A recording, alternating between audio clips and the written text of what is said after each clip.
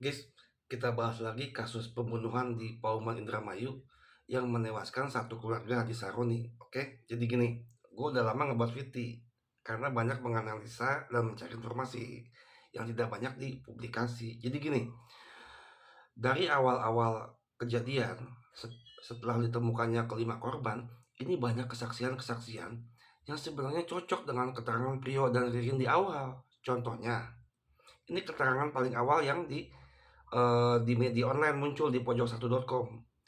Ada keterangan dari seorang penyapu jalan. Dia mengatakan kurang lebih jam 4 subuh dini hari, dia melihat ada sebuah mobil pick up parkir di depan halaman rumah Haji Saroni. Lalu ada beberapa orang masuk ke rumah tersebut.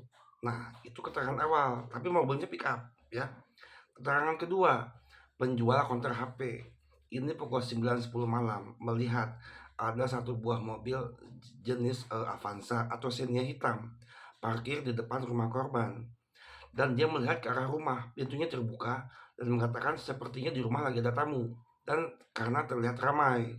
Kemudian keterangan penjual ayam goreng yang mengatakan bahwa malam itu korban Budi membeli ayam 5 porsi ya. Terus penjual ayam goreng ini tanya, buat siapa? Kok tumben banyak? Ada tamu dari luar kota.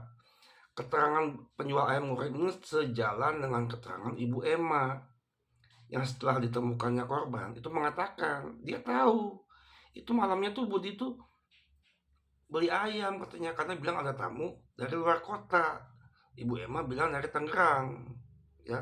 Tapi ini bukan keluarga Ibu Is ya, beda. Ini tamu dari luar kota.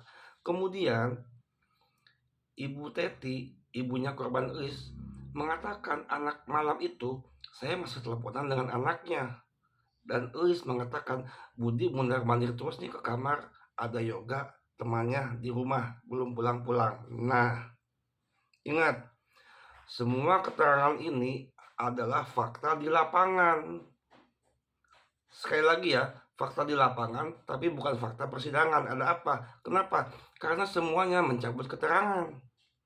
Sejak Pak Tony RM masuk, banyak orang yang mencabut kesaksiannya dan mencabut keterangannya, termasuk Prio yang menyebut 4 nama ya, Amaniani, Hardi, Joka, dan Yoga. Ada apa? Kok ini janggalnya kan kelihatan banget. Ada apa? Dan sekarang kasus ini dipaksakan seolah-olah pelakunya hanya harus 2 orang. Ingat ya, dari awal udah banyak keterangan di lapangan yang belum terkena framing, yang belum terkena narasi-narasi sesat dari media atau buzzer yang mengiring opini 2-3 bulan ke belakang. Di awal-awal September Oktober belum ada pengiringan-pengiringan, belum ada narasi-narasi ayah dibunuh Ririn lah, ya kan? Belum ada itu. Nah, jangan-jangan ini dugaan ya, disclaimer. Takutnya ada pengkondisian. Karena apa? Salah satu pengacara Ririn dan Prio di awal-awal, namanya Eldi Prakoso, dia mengatakan di BAP awal itu saya melihat ada salinan CCTV yang di screenshot. Di screenshot itu ada 4 orang masuk ke dalam rumah. Dia mengatakan itu di salah satu podcast yang terkenal dan sudah viral. Akhirnya apa? Videonya di take down. Ada apa? Banyak sekali ya kejanggalan di kasus ini. Ada video di take down, ada orang-orang cabut keterangan ya, sehingga menyulitkan Pak Tony RM untuk menghadirkan fakta-fakta di lapangan itu di persidangan. Ingat, orang sekarang tertuju pada 2 nama saja, Ririn dan Prio, dipaksakan seolah-olah pelakunya hanya 2. Padahal di awal itu banyak saksi kan, udah jelas, udah saya jelaskan tadi, dan di video-video sebelumnya udah sering saya jelaskan. Kemudian banyak kita mencari informasi tentang si Aye ini, Amaniani. Ternyata guys, ini berhubungan ya.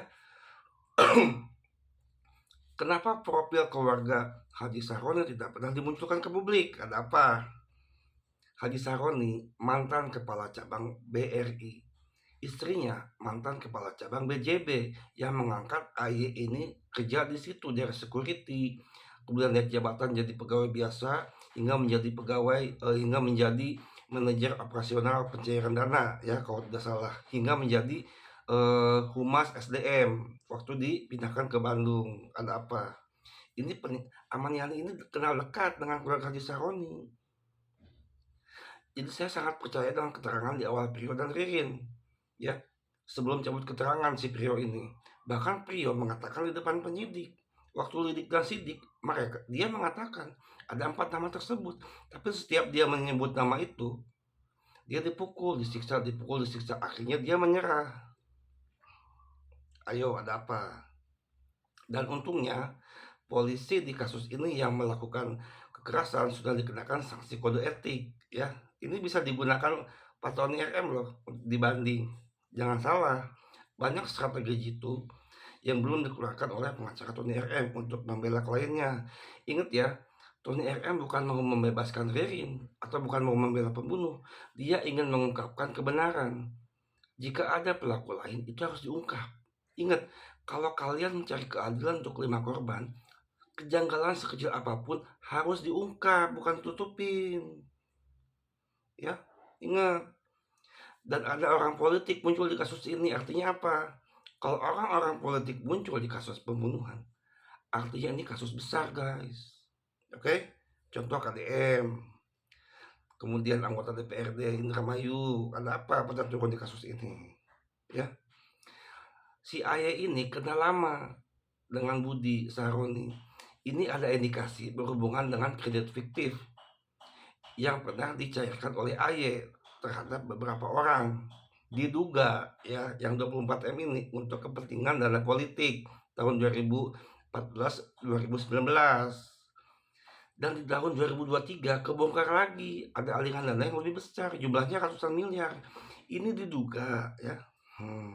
Budi dan Saroni ini akan dipanggil jadi saksi yang akan memberatkan Aye karena ternyata ada sidang perdata yang digugat oleh bank daerah dari Yogyakarta terhadap BPR di Indramayu yang sekarang sudah dilikuidasi. Ternyata ini kasus perdatanya ada dan menyeret nama Aye. Tapi Aye di framing menghilang. BPJS aktif, Dapen aktif. Di framing itu diambil Ririn, nggak ada itu. Namanya Aye ini bos mafia perbankan, dia tinggal nyuruh ambilin dana pensiun gua, kan gitu gampang. Oke, nanti kita bahas soal kredit fiktif ya biar lebih jelas. Tapi yang pasti gua bukan mendukung Ririn. Gue yakin Ririn dan Prio ada keterlibatan, tapi mereka bukan eksekutor, ya. Ada dalangnya dan tidak masuk akal kalau pembunuhan yang dilakukan mereka berdua itu hanya karena atas dasar motif utang piutang 750.000, nggak masuk akal, ya. Ingat, Ririn hanya membawa mobil Toyota Corolla, kemudian menguras dompet dana digitalnya Budi 14 juta, kemudian menjual emas korban itu nggak nyampe 100 juta. Tapi narasi di awal Prio bilang saya dijanjikan 100 juta oleh Ririn. Duitnya di mana? Yang dirampok aja nggak nyampe segitu totalnya. Dalam waktu 2 minggu mereka udah daftar jadi nelayan. Buat apa melakukan pembunuhan jika ujung-ujungnya cuma jadi nelayan, nggak masuk akal, kocak.